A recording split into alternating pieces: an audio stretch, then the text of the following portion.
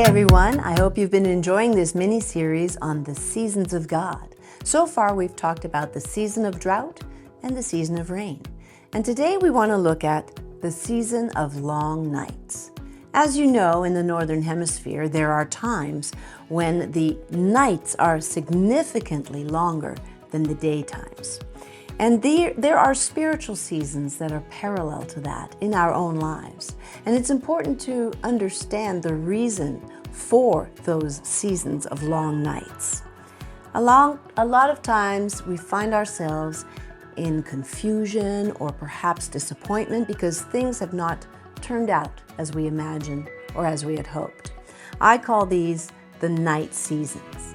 Sometimes faced with long night seasons, we have to learn to walk by faith. We don't necessarily see clearly. We are sometimes disoriented. We have a lack of direction, and the night seems to go on and on. But actually, God is moving in the invisible realms. God is moving in powerful ways, even during the long nights. That's because He remains faithful and good in every circumstance. You know, the nighttime is when many things happen for the people of God as we look at His Word. For example, it was a time of miracles. You can see that in Matthew 14:25. It was at night that Jesus Himself appeared to His disciples walking on the water. He did miracles even when the night seemed to be long and tempestuous. And then the nighttime is also a time for testing, as Peter found out, because Jesus told him in Matthew 26:34, "You are going to deny me this very night before the cock crows 3 times." Peter was being put to the test, and that was during the night season of his life. That may be the case for some of us.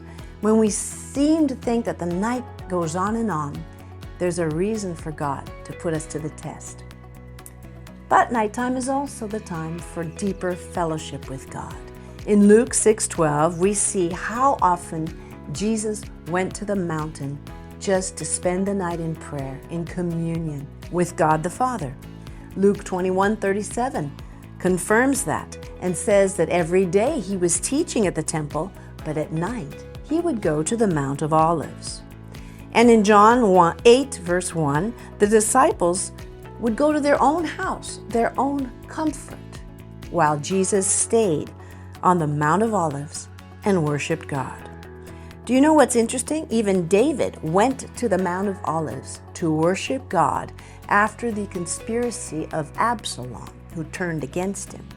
So my question to you is this: can you find your Mount of Olives in the seasons of prolonged darkness? This is a key to endurance, to perseverance, and to ultimate victory. The nighttime is also the time of divine encounters. Do you remember a certain character by the name of Nicodemus? In the Gospel of John, in chapter 3, he came to meet with Jesus at night. He was one of those Pharisees that was leaning more and more towards believing in the Messiah. But he came to meet with Jesus at night. And even after Jesus died, the Bible says in John 19 that Nicodemus, the guy who met Jesus at night, came also to help with the burial with a mixture of myrrh and aloes. So it's a time of divine encounter. And finally, the nighttime is also a time of revelation. The Bible says in that famous passage in 1 Corinthians 11 that Jesus, the night He was betrayed, took the bread and the cup, and He revealed Himself in the most extraordinary way through Holy Communion.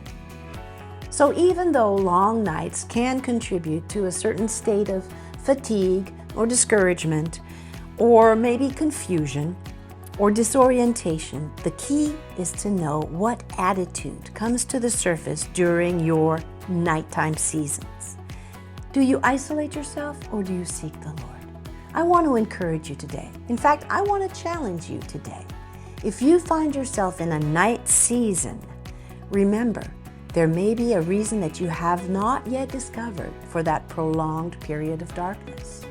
Have you ever thought that God might want to give you greater compassion for the people in the world around us who constantly walk in darkness, in hopelessness and despair. They're lost and they're confused. And we need to be the ones that are shining the light. That light will shine even brighter in their darkness as we rise up and we testify of our experience in the prolonged night times. Keep that in mind if you're going through periods of darkness. And don't forget, if these really speak to you, you can always like it with a thumbs up. I'll see you next week.